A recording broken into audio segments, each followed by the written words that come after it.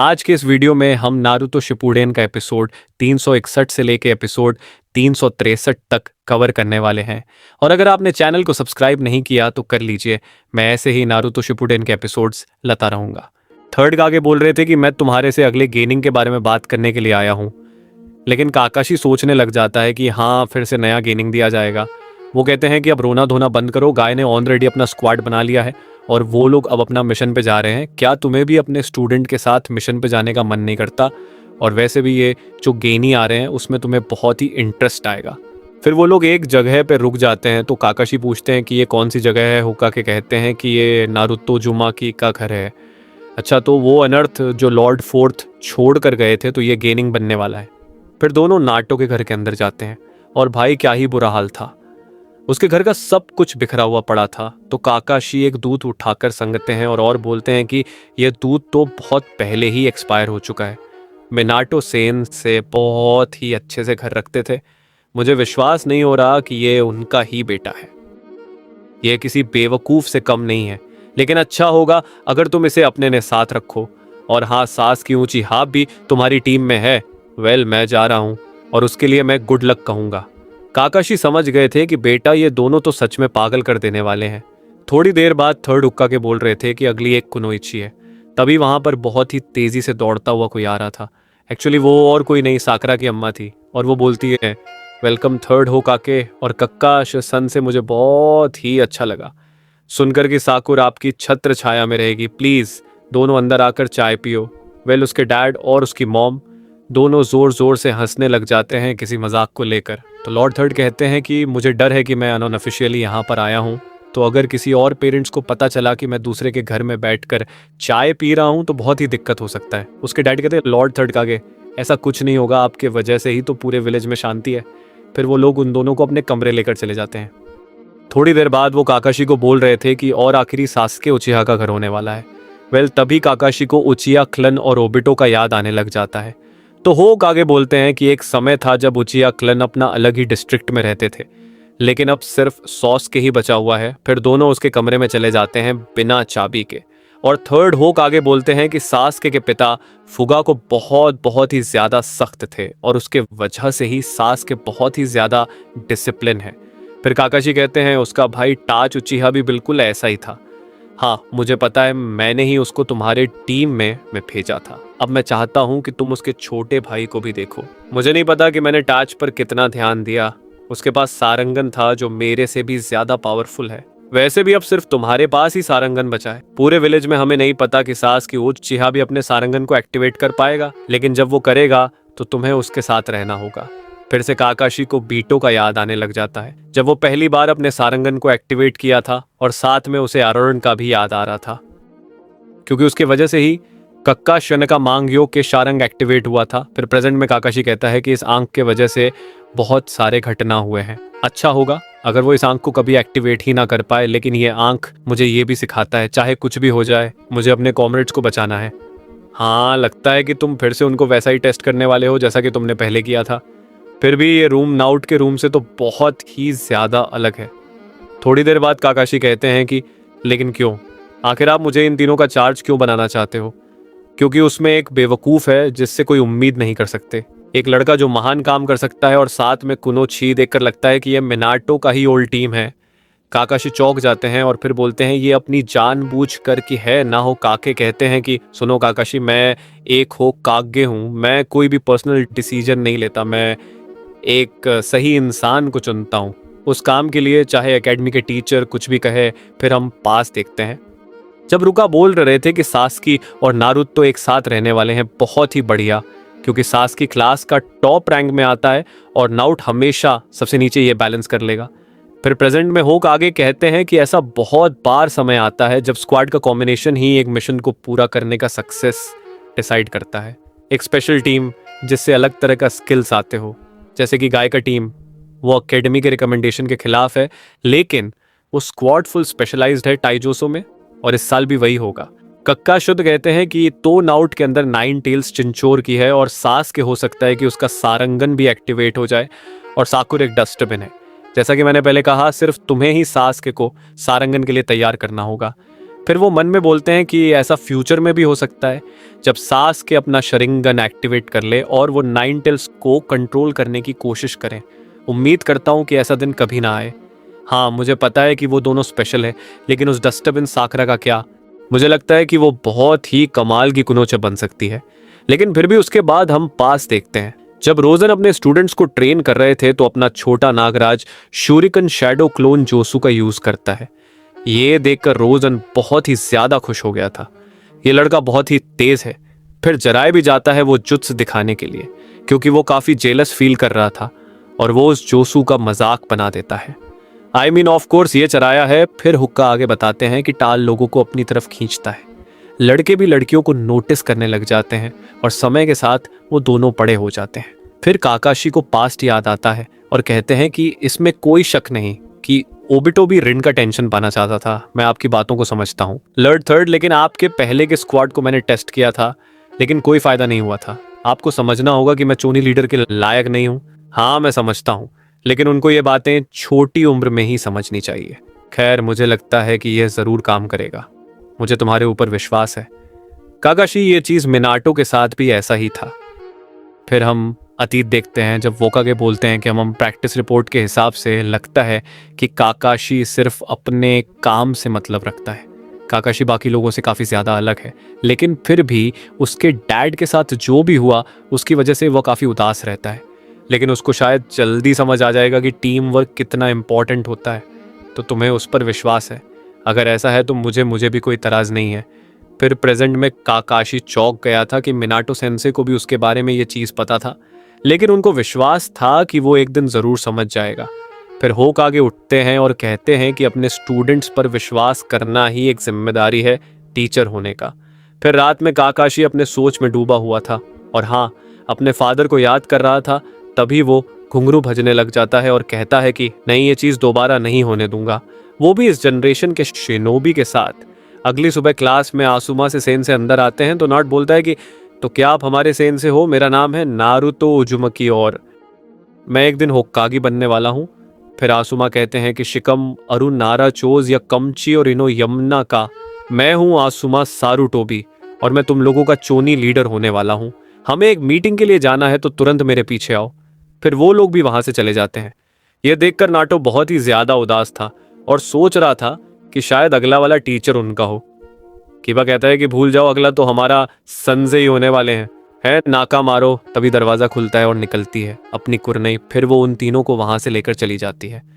जाते जाते कीबा कहता है कि हाँ देखा, इसका मतलब एक लूजर स्क्वाड को एक लूजर सेंसे ही मिलने वाले हैं। वेल, काकाशी इस बार भी लेट थे। उधर हम देखते हैं कि काकाशी प्रेयर करने में बिजी थे। तभी वो बोलते हैं कि क्या तुम मेरा इंतजार कर रहे थे टेंजो? फिर वो पीछे से अपना मास्क हटाते हैं और कहते हैं कि आपको टेंजो बुलाना बंद करना चाहिए। कैप्टन, तो तुम्हें क्या चाहिए? मैंने सुना बहुत ही मुश्किल हो रहा है मेरा रिप्लेसमेंट ढूंढने में। क्या तुम मुझ पर हंसने के लिए आए हो कि मैं गेनियन का बेबी सिटर बनने वाला हूँ? टेंजो कहते हैं कि नहीं, ऐसा कुछ नहीं है, लेकिन अभी भी कुछ नहीं बदला है। कैप्टन काकाशी कहते हैं कि मैं ज्यादा देर के लिए यहाँ बकबक नहीं कर सकता, मुझे कहीं जाना है। वहीं क्लासरूम में नाउट अपना हिसाब लगा रहा था प्रैंक के लिए। तभी वहां पर काकाशी सेन से अंदर आते हैं और डस्टर उनके सिर पर गिरता है। काकाशी सोचने लग गए थे और कहते हैं कि तो ये उनका प्रैंक है क्या? इन्होंने टीम वर्क के साथ किया तो ये रुट यहाँ का प्रॉब्लम है। और साकरा जो अपने आप को बचाने की कोशिश करती रहती है और एक डस्टबिन बन जाती है। और ये सास्के से तो कोई फर्क ही नहीं पड़ता, इसमें तो टीम वर्क का नामो निशान भी नहीं है। थोड़ी देर बाद काकाशी उन तीनों के साथ वही सेम बेल वाला एक्सरसाइज कर रहे थे ताकि वो लोग अपने टीम वर्क का यूज करके दिखाएं। फिर अब खेल शुरू होता है, लेकिन काकाशी अपना मेकआउट सीरीज बुक को पढ़ने में बिजी थे। तभी अपना सस्ता नाटो दौड़ता हुआ आ रहा था और हमला करता है, लेकिन कोई भी फायदा नहीं होता। थोड़ी देर बाद हम देखते हैं कि नाट बंधा हुआ था तो सेंसे कहते हैं कि ठीक है, मैं तुम्हें एक और मौका देता हूं, तुम आराम से खाना खाओ, लेकिन रुट को कोई भी नहीं खाने देगा। ये तुम्हारा पनिशमेंट है और अगर कोई इसे खिलाया तो वह सीधा घर जाएगा। यहाँ पर रूल मैं बनाता हूँ और तुम लोग फॉलो करोगे। थोड़ी देर बाद काकाशी बोलते हैं कि मिनाटो सेंसे ने मुझ पर विश्वास किया था, क्या मुझे इन पर भी विश्वास करना चाहिए? लेकिन क्या होगा, मैं शुरुआत से ही गलत था। हाँ, ये सच है कि मैं अभी तक अपने रोल के पीछे पढ़ूं। ओ बीटो, तुमने उस दिन कंप्रोमाइज करके मुझे कैप्टन बुलाया था। अगर मैंने तुम्हारी दोस्ती को एक्सेप्ट कर लिया होता तभी वहां पर सास की अपना खाना नाउट को दे देता है। खाने के लिए यह देखकर काकाशी बहुत ही ज्यादा चौंक गए थे। वहीं नाउट वो सारा खाना चट कर जाता है। एक ही झटके में फिर काकाशी कहते हैं कि ओ बीटर, क्या ये तुम देख सकते हो मैं कभी तुम्हारे और रण के बारे में नहीं बोलूंगा। फिर हम देखते हैं काकाशी उन तीनों का याद करके आगे बढ़ने लग गए थे और कहते हैं कि तुम सब लोग पास हो गए, लेकिन फिलहाल के लिए मुझे नए कॉमरेड्स मिल गए और मैं प्रॉमिस करता हूँ रिन और रोबिटो मैं इन्हें कभी जाने नहीं दूंगा। तो एक्सरसाइज कंप्लीट हुआ। स्क्वाड 7 कल से मिशन पर जाएंगे। उसके बाद सभी लोग वहां से निकल जाते हैं। वीडियो के स्टार्टिंग में हम देखते हैं कि नारुतो अपना क्रेजी टेल बीस्ट चक्र बॉल से हमला करता है मादरा के ऊपर और भाई क्या ही धमाका होता है। लेकिन एक सेकंड मादरा ने पंखे से उचिया रिफ्लेक्शन का यूज करके वहां पर तबाही मचा देता है। पूरा इलाका धुआं धुआं हो गया था। फिर मादरा कहता है कि ठीक है, मैं जाकर 8 टेल्स और 9 टेल्स को लेकर आता हूं, तुम जाकर उन दोनों को देखो। वैसे गाय तुरंत मादर के पीछे चला जाता है उसे रोकने के लिए।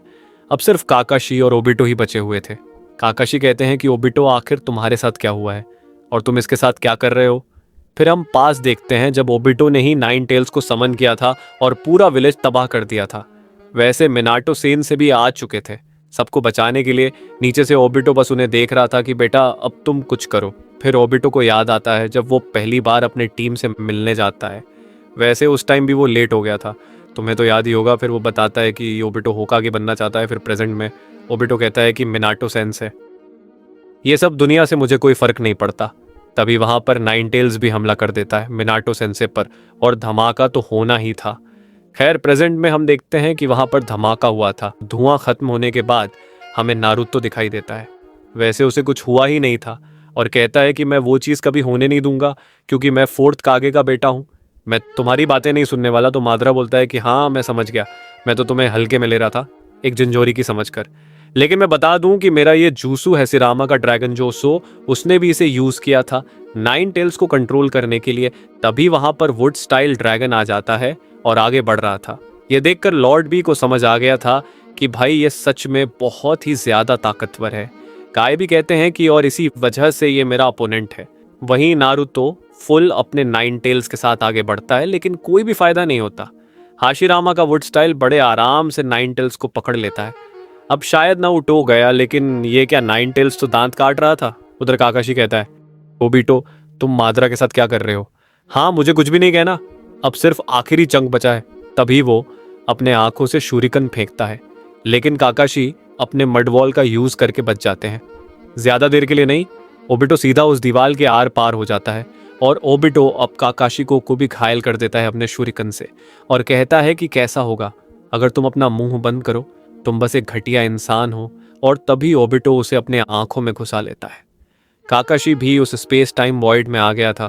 बेचारा को पास्ट याद आ रहा था जब वो घटिया इंसान वाला लाइन बोलता है और ये भी याद आता है कि काकाशी की वजह से ही रिन मारी गई थी। तो काकाशी बोलता है कि हाँ मैं घटिया इंसान हूँ लेकिन ओबिटो तुम हमेशा से एक हीरो रहे हो, लेकिन आखिर क्यों। फिर काकाशी भी अपने कामे का यूज करता है। उधर बाहर नारुतो बहुत ही ज्यादा कोशिश कर रहा था उसे पीछे तक छुड़वाने का, लेकिन यह क्या वहां पर ढेर सारा पेड़ उगने लग गया था। धीरे धीरे वो पूरा नारुतो को ही गायब करने लग गया था। नारुतो भी समझ गया था कि बेटा अब इससे बाहर निकलना बहुत ही मुश्किल हो गया है। उधर काकाशी भी बाहर आ जाते हैं अपने कामे की मदद से। तो ओबिटो बोलता है कि तुम्हारे पास भी मेरा आंख है इसलिए तुम बाहर आ गए। ओबिटो तुम ऐसा कैसे हो गए, क्या यह ऋण की वजह से हुआ। तभी ओबिटो दौड़ता हुआ आता है और सीधा काकाशी को एक एक घुटना देकर सुला देता है। लेकिन इतना ही नहीं, ओबिटो 2 शूरिगन का भी यूज करता है और काकाशी का तो भाई खेल ही खत्म था। उसके बाद ओबिटो बोलता है कि मैंने कहा ना, घटिया इंसान को अपना मुंह खोलना नहीं चाहिए, अब तुम्हारे जाने का समय आ गया है। काकाशी कहता है मैंने अपना वादा नहीं निभाया, तुम सही कह रहे हो, मैं एक घटिया इंसान हूँ, लेकिन तुम तो लीफ के हीरो हो, तुम्हें घटिया इंसान बनने की क्या जरूरत। फिर ओबिटो जोर जोर से हंसने लग जाता है और बोलता है कि जो भी शिनोबी दुनिया में जिंदा है वो आखिरी में घटिया बन ही जाता है। हम दोनों ही उसके एग्जाम्पल है कि वही नारुतो को भी समझ आ गया था कि काकाशी सेंसे का हालत खराब है। वैसे मादरा बोलता है कि यह दुनिया सिर्फ मजा करने के लिए है, तो चलो पहले इस बैटलफील्ड को क्लियर करते हैं। उधर ओबिटो बोल रहा था इस दुनिया में कोई भी नहीं जो घटिया नहीं बनने वाला, और इसलिए मैं दोबारा दुनिया बनाऊंगा वहीं अपना नारुतो कहता है कि तुम लोग मुझे बहुत ही गुस्सा दिला रहे हो, ठीक है तो अब देखो मैं बताता हूँ मैं क्या कर सकता हूँ। वैसे मादारा अपना सुस्सो को यूज़ कर रहा था और ओबीटो अपने शूरिकन का। तभी वहाँ पर हम देखते हैं कि नारुतो आकर उन दोनों को बड़े आराम से रोक लेता है और कहता है कि मैं कोई घटिया इंसान नहीं हूँ और ना मुझे बनने का कोई शौक है। मैं तुम दोनों को रोक कर रहूँगा, मैं अपने कॉमरेड्स को बचा कर ही रहूँगा, चाहे कुछ भी हो जाए।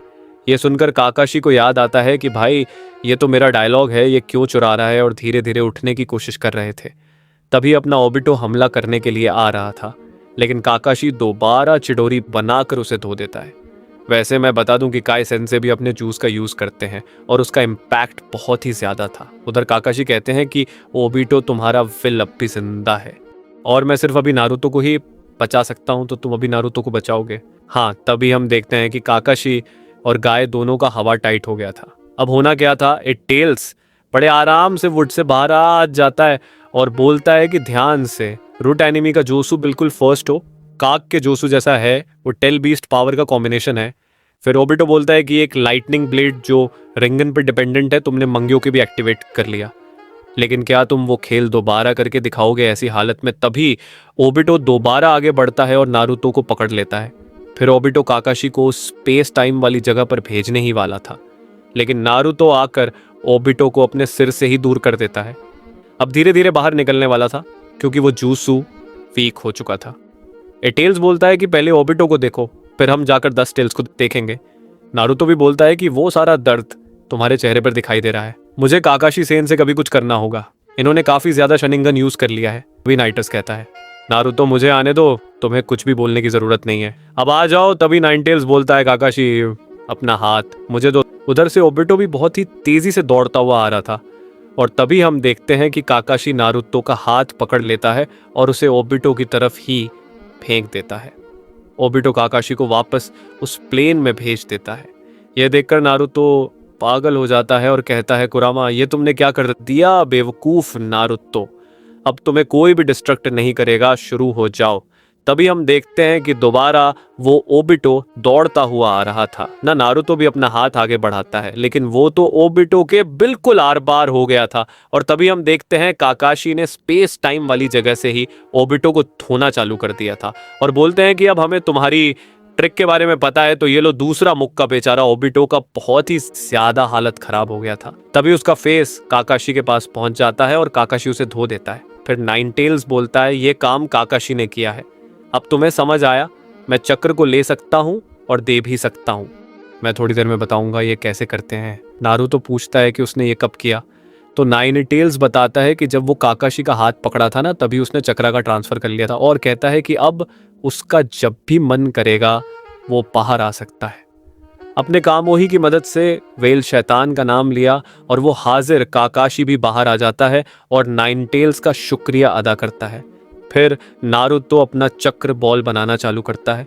वेल वो सिर्फ अकेला नहीं था, 8 टेल्स भी लगा हुआ था इस काम पर। तभी दोनों भाई मिलकर उस 10 टेल के तरफ बहुत ही बड़ा चक्र बॉल उनके तरफ ही फेंक देता है और भाई क्या ही अलग लेवल का धमाका होता है, इतना ज्यादा कि भाई स्पेस से भी कोई देखे ना तो ये धमाका दिखाई दे जाए। थोड़ी देर बाद काकाशी और बाकी लोग देखते हैं कि स्टैचू का चाकर बिल्कुल गायब हो चुका था। टेल्स और नाटो सभी लोग बहुत ही ज्यादा खुश थे। ओबिटो भी कहता है कि हाँ ये खत्म हो गया, मेरा मतलब ये दुनिया खत्म हो गया। उधर मादरा भाई आराम से बैठा हुआ था जैसे कि उसको कोई फर्क ही नहीं पड़ता और कहता है कि ठीक है तो अब खेल शुरू करते हैं। तभी वो टेंटेज छा गया था। नोरुतो और वहां मौजूद हर एक योद्धा की सांसें थमी हुई थी। उनकी आंखों के सामने जो मंजर था वो किसी बुरे सपने से कम नहीं था। वो 10 टेल्स 10 पूंछ वाला दानव अपने असली और खौफनाक रूप में सबके सामने खड़ा था। उसकी मौजूदगी ही इतनी भारी थी कि हवा में दहशत साफ महसूस की जा सकती थी। तभी हमारे 9 टेल्स की आवाज गूंजती है, हाँ ये वही है असली तबाही। इतना कहते ही वो जोर से दहाड़ने लगता है। वो दहाड़ सामान्य नहीं थी, उसमें एक अनजाना डर और चेतावनी थी। उसकी इस हालत को देखकर किसी को समझ नहीं आ रहा था कि आखिर इतना ताकतवर बीस्ट इस कदर क्यों कांप रहा है। तभी माहौल और भी बिगड़ जाता है जब उस विशाल दानव के ऊपर मादारा और ओबिटो लैंड करते हैं। ऐसा लग रहा था मानो वो इस तबाही की सवारी करने आए हों। नोरुतो ये देखकर तंग रह जाता है और कहता है, ये नामुमकिन है। मुझे लगा था उसका चक्रा पूरी तरह खत्म हो चुका है, फिर ये वापस कैसे खड़ा हो गया? पीछे से नाइन टेल्स उसे हकीकत समझाते हुए कहता है, नोरुतो, इसके अंदर कोई जज्बात या फीलिंग्स नहीं है। ये केवल विनाश का प्रतीक है। ये पूरी तरह से नेचुरल एनर्जी से बना है, बिल्कुल इस जमीन की मिट्टी और धूल की तरह। अगर तुम अपनी सेज मोड की शक्ति का इस्तेमाल करो तो शायद तुम्हें कुछ सुराग मिले। नोरुतो जोश में आता है, अगर बात कुदरती ताकत की है तो मैं इसे अब भी परखता हूं।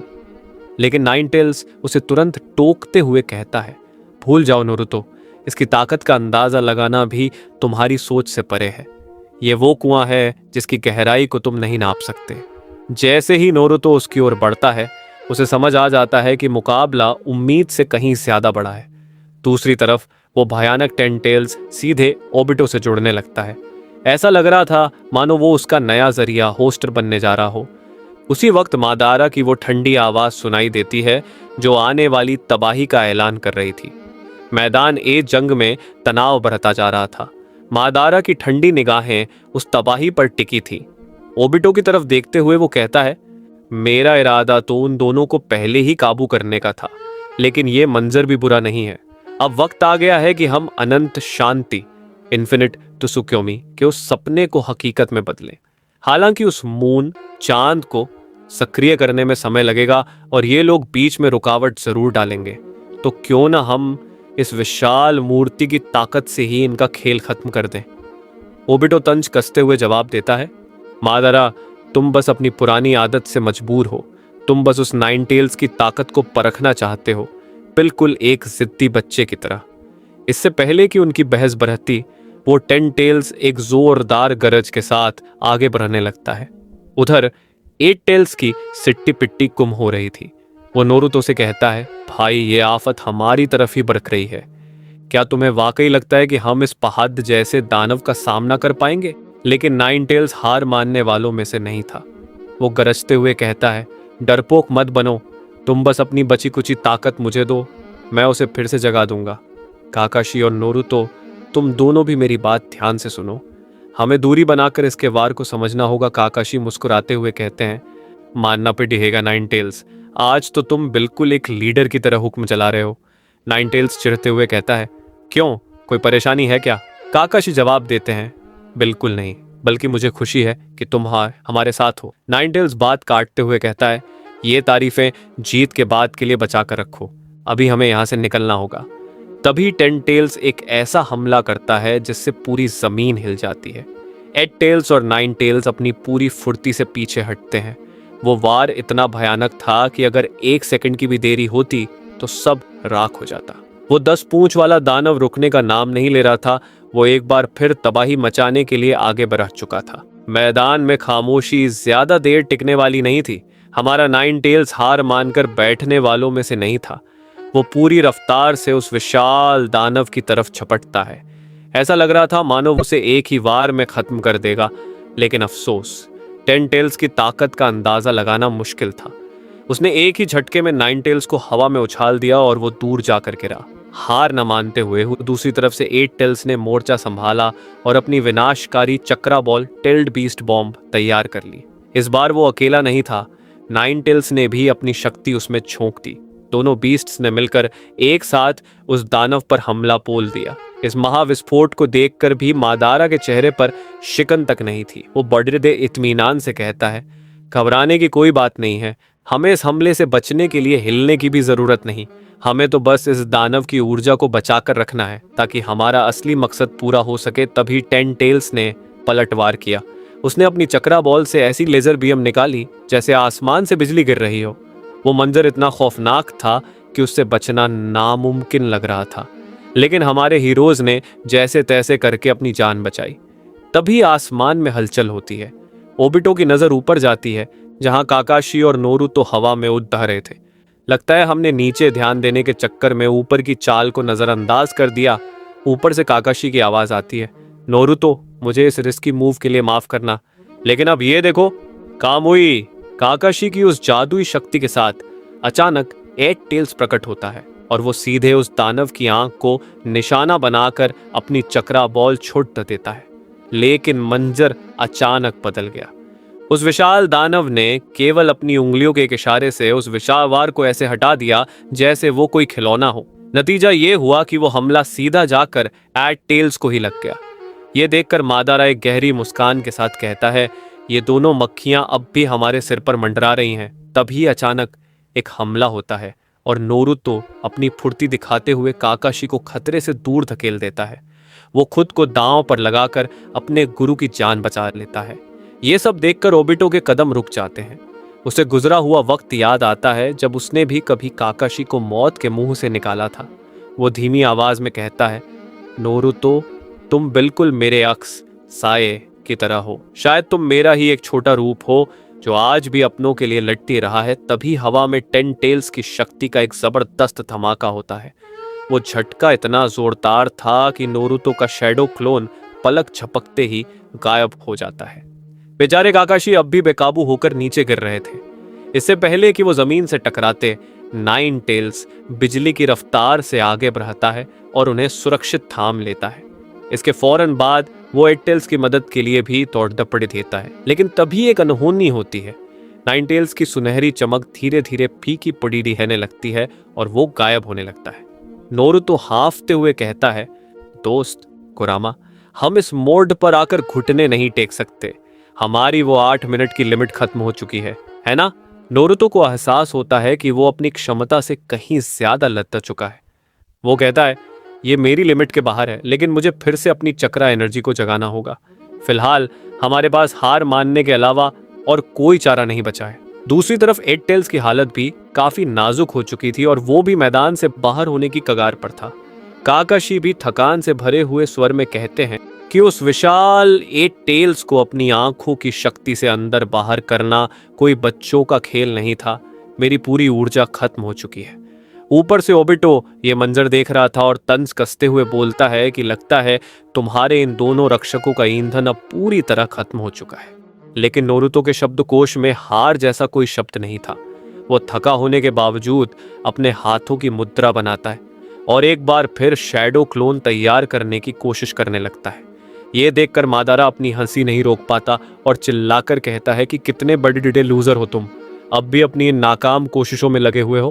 पीछे से काकाशी उसे समझाते हैं कि नोरुतो, अब रुक जाओ। इस वक्त क्लोन बनाने का मतलब है अपनी बची कुची शक्ति को भी दांव पर लगाना।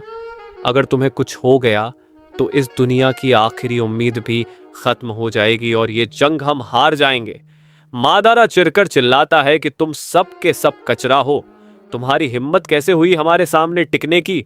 नोरुतो को दूर होने की वजह से उसकी बात साफ सुनाई नहीं देती, तो ओबिटो उसे समझाते हुए कहता है कि उसके कहने का मतलब है कि तुम चाहे हजारों की फौज खड्डाल दी कहीं कर लो, लेकिन खाली दिमाग वाली भिड्ड से तुम कभी जीत नहीं पाओगे। न तुम्हारे पास शक्ति बची है और न ही कोई उम्मीद। तुम सब हार चुके हो और बहुत जल्द तुम भी मेरी तरह इस अंधेरे का हिस्सा बन जाओगे। नोरुतो की आंखों में एक नई चमक आती है और वो गुस्से में चीखता है कि मैं तुम्हारी तरह कभी नहीं बनूंगा। ये बात मैं तुम्हें 1000 बार समझा चुका हूं और फिर कहूंगा कि मेरा सपना होकागे बनना है और मैं उसे पूरा करके रहूंगा।